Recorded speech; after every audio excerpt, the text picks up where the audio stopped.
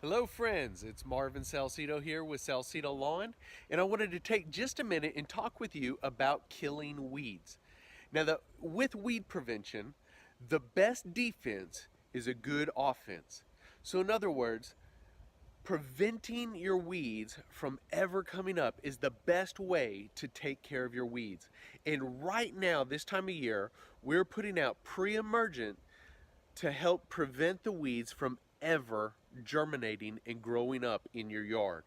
So if you're going to help your yard be a weed-free yard this coming year, right now is when you need to start thinking about killing your weeds, or better, preventing them from ever coming up.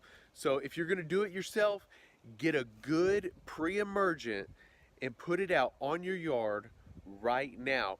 Now, we here at Salcedo Lawn, we prefer using a liquid pre-emergent because it instantly activates and it helps take care of the weeds right away, rather than a granular pre-emergent, which once you put it down, you have to water it in and then it's activated.